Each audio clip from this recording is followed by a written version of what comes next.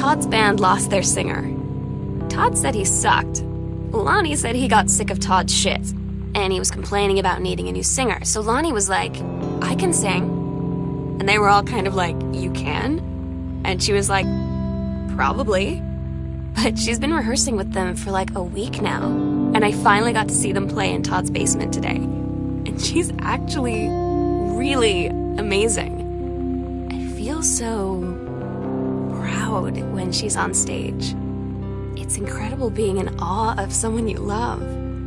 So everybody knows it's like a temporary situation till she ships out in June. But till then, I'm gonna be at every single show.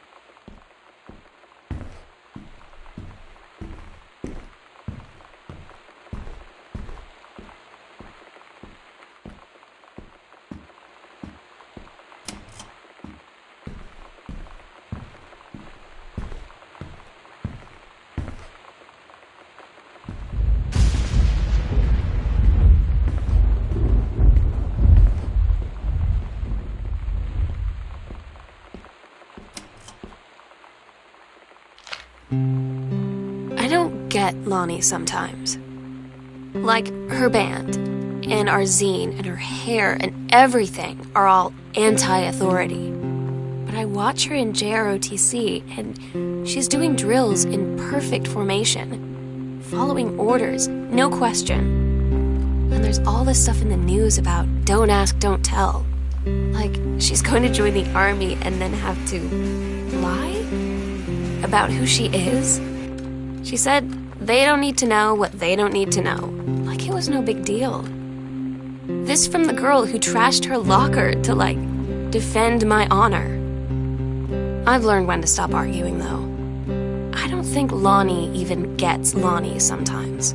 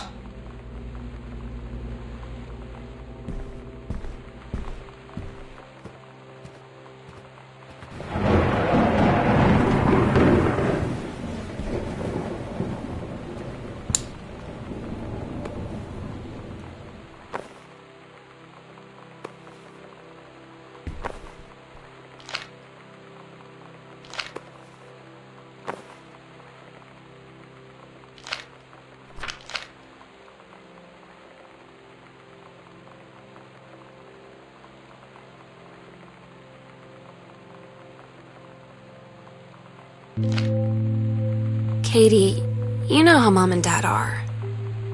Not exactly super open-minded about things. It feels like every minute I don't spend with Lonnie, I spend worrying about them finding out about us. And what would happen if they did? You know Dad's joke about the nunnery that he'd tell whenever he brought boys around the old house? I wonder where he'd want to send me.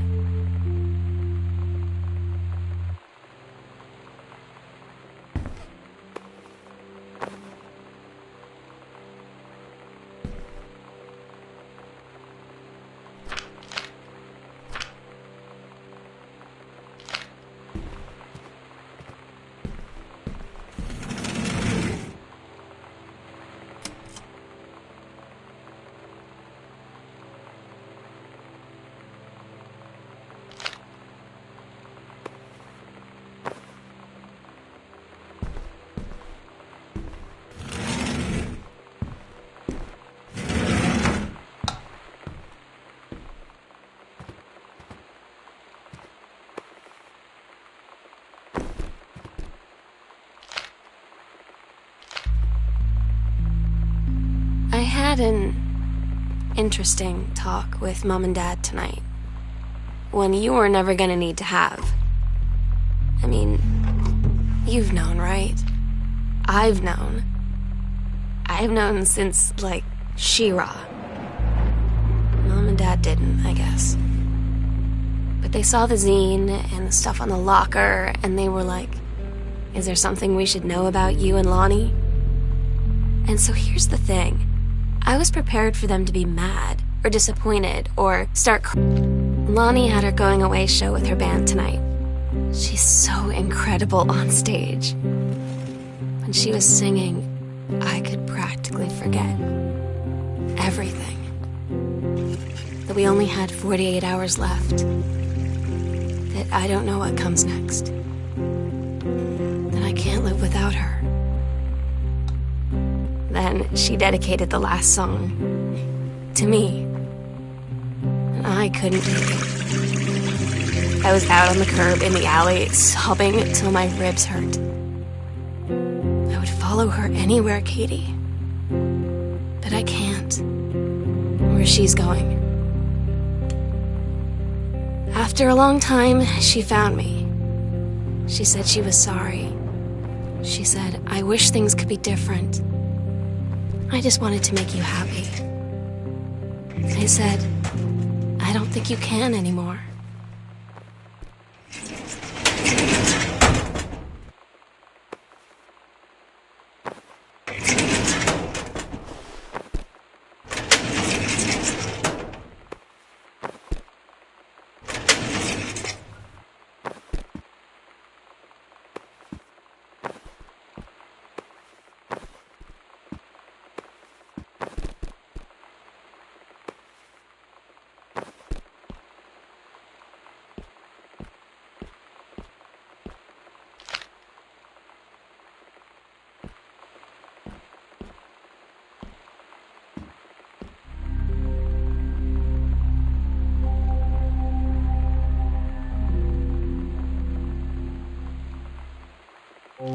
We agreed our last night together would be our happiest ever, and we'd forget tomorrow was going to come at all. It worked for a while. We had a good time seeing Oscar off, then ran up to the attic to look through our photos, to find one for Lonnie to take with her. And looking at them, I realized they were all in the past, and there wouldn't be any more. I didn't know what I was going to do. And I cried. And she held me. She said she knew it was hard, but life would move on. I said I didn't want my life to keep moving without her. That's when she cried too. I was so exhausted. I must have fallen asleep like that, in her arms. In the morning, I woke up, and I was finally alone.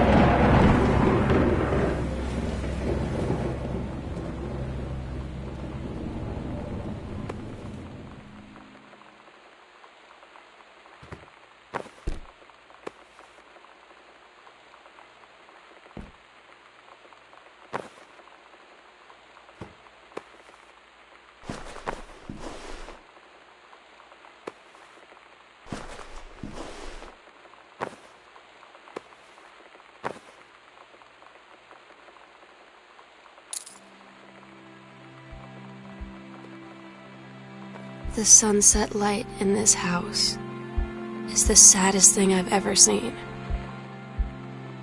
I just want to sleep. When I'm in the attic, it almost feels like Lonnie could still be here. She's just downstairs. I'm just waiting to hear her pull down the hatch and come running up. Maybe I'll go up to the attic and wait.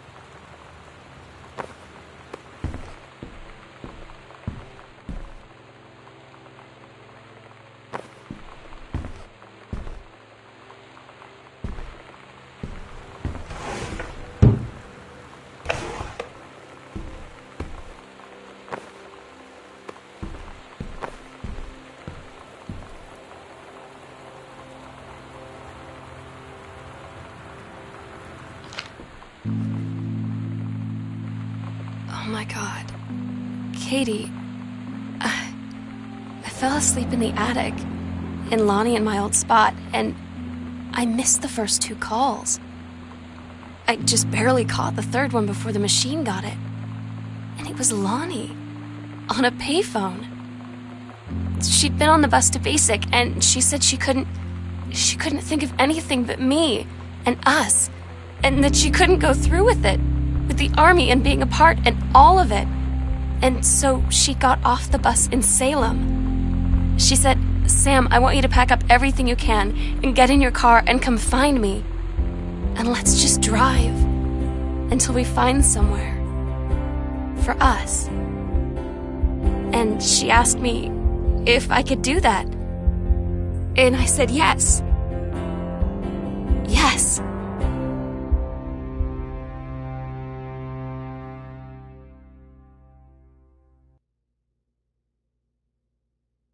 Katie, I'm so sorry that I can't be there to see you in person, that I can't tell you all this myself. But I hope as you read this journal and you think back, that you'll understand why I had to do what I did. And that you won't be sad, and you won't hate me, and you'll just know that I am where I need to be.